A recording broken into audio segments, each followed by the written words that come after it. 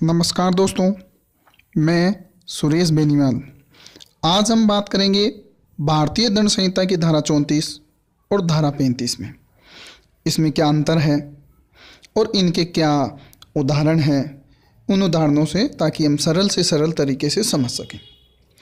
न्यायालय का क्या नज़रिया होता है, कैसे धारा 34 पे वह गौर करता है, कैसे धारा 35 को वो मानने पर मजबूर होता है, ये सब चीज़ें आज अपने इस टॉपिक पे सीखेंगे। ठीक है, तो अब स्टार्ट करते हैं धारा 34 और 35 में अंतर।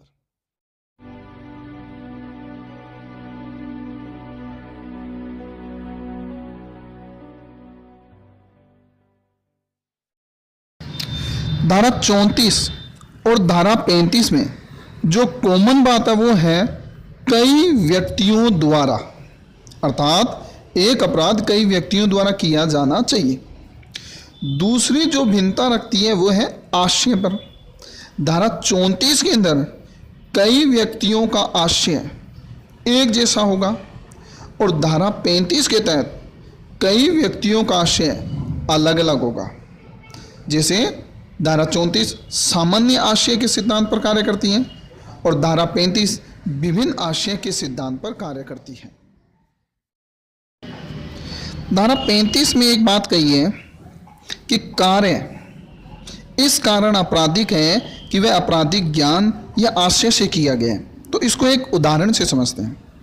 आप किसी चौराहे पे खड़े हैं, आप देखते हैं कि दो व्यक्ति एक अधेड़ उम्र के व्यक्ति के पीछे भाग रहे हैं और उसे पकड़ लेते हैं। अब आप भागकर जाते हैं, उस अधेड़ उम्र के व्यक्ति को छुड़ा देते हैं और वो अधेड़ उम्र का व्यक्ति भाग जाता है। बाद में आपको मालूम चलता है कि जो दो व्यक्ति थे वो तो पुलिस कर्मचारी थे और अधेड़ उम्र का व्यक्ति जो था वो चोर था। तो यहाँ आपका कार्य आपराधिक ज्ञान और आशय से नहीं था, इसलिए आप पर कोई इल्जाम नहीं लग सकता। इसी उदाहरण को दूसरे तरीके से समझते हैं। आपको ध्यान था वो जो दो आदमी उस अधेड़ उम्र के पीछे भाग रहे हैं वो दोनों पुलिसकर्मी हैं और अधेड़ उम्र वाला चोर है। इस जानकारी के बावजूद भी आप उसे बचाते हो, इसका मतलब आपका आशय और आपका ज्ञान आपराधिकता, आप सजा के हकदार हो। आइए दोस्तों, अब धारा 34 और 35 के कुछ उदाहरण देखते हैं ताकि आप और अच्छी तरह से समझ सकें। मान लीजिए ए और बी मिलकर सी पर हमला करते हैं और उसे कार्य करने से रोकते हैं। सी कौन? सी एक गवर्नमेंट कर्मचारी है और सरकार के आदेशानुसार कार्य कर रहा है।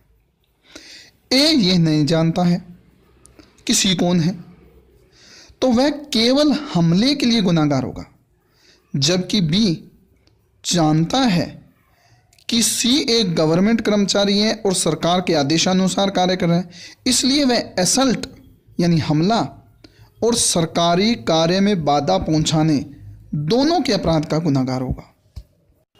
दूसरा उदाहरण, ए और बी एक मजाक करने के लिए सी का किडनैप करते हैं और उसे एक वीरान किले के अंदर छोड़ देते हैं।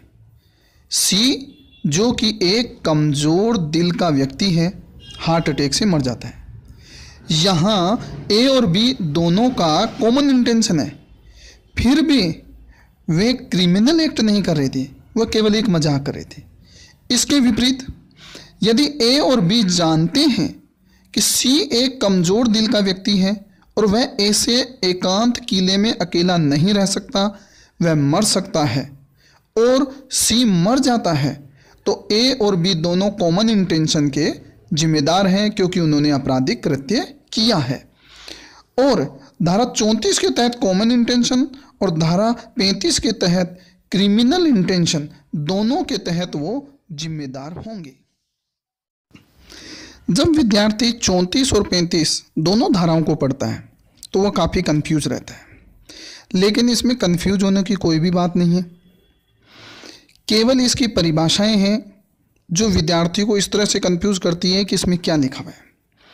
लेकिन एक चीज़ ध्यान रखिए, ट्रायल कोर्ट ने जिस मामले में धारा 34 को इम्पोर्टेंट माना है, ऊपर की कोर्ट जहां मामला चला जाता है दोबारा अपील में चला जाता है तो वहाँ की कोर्ट उस 34 को रद्द करके 35 को इम्पोर्टेंसी देने लगती है।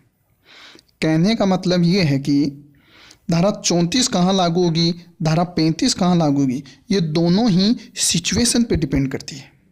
ये जितने ज़्यादा मजबूत साक्ष्य धारा 34 के लिए होंगे तो धारा 34 लागू होगी।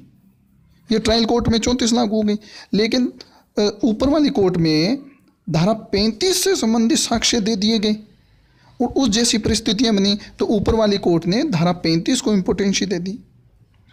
अतः ज़्यादा इनकी परिभाषा में गहराई से जाकर सोचने की ज़रूरत नहीं है।